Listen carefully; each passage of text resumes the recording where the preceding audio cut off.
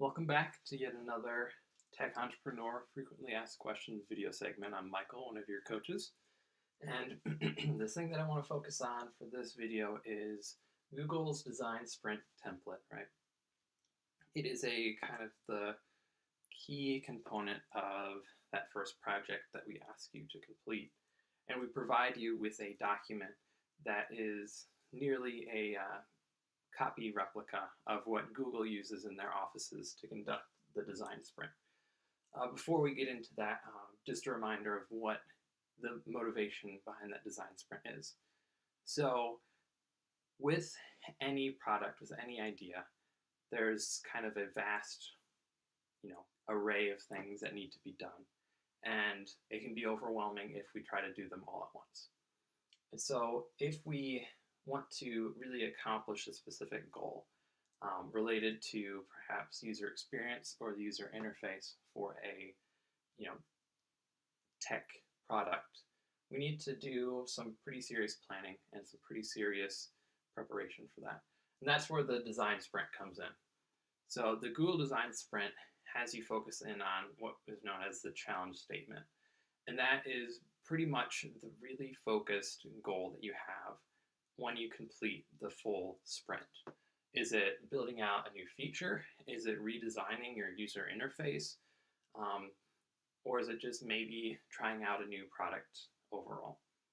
And so we need to have both specific deliverables that we want to have. So does my design sprint want to have just paper and pencil mock-ups? Do I want to have kind of a somewhat interactable prototype?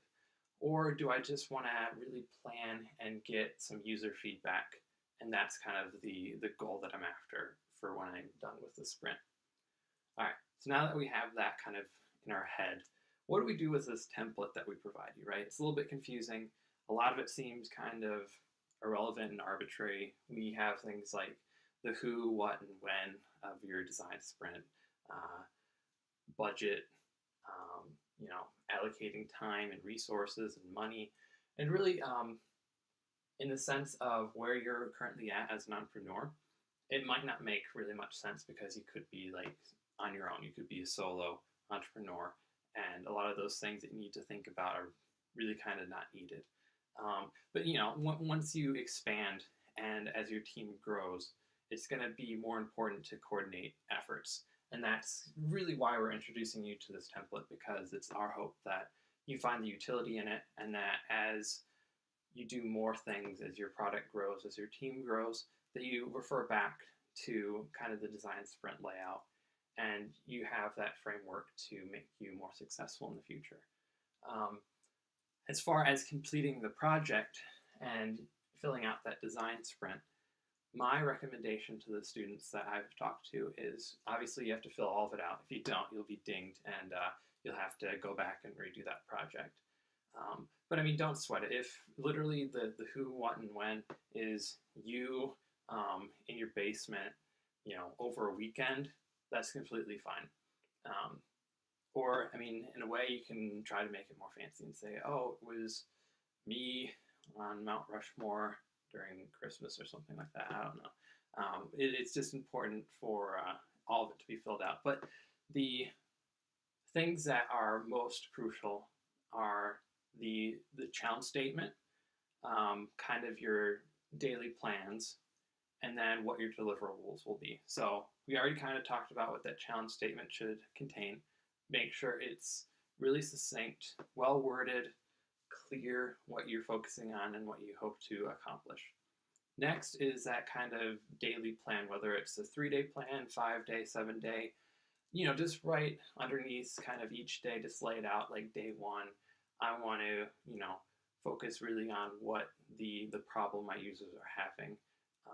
Maybe come up with a bunch of solutions. And then day 2, I'm going to pick one solution and really dive deep into that. And on, you can develop out the full daily plan. And then finally, with the deliverables, try to be specific of what you're making, what the design sprint is going to accomplish. Is it accomplishing validating the idea itself, so making up some really basic prototypes and just going out and talking to 5 to 10 people about it, see what their reaction is. Is it what we expected?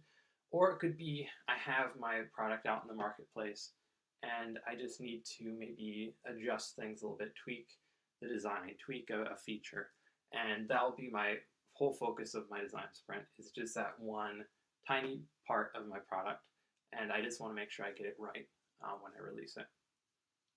So hopefully that provides some better clarity with our intents and what you'll need to do with filling out that design sprint for the first project. And we look forward to seeing your submissions.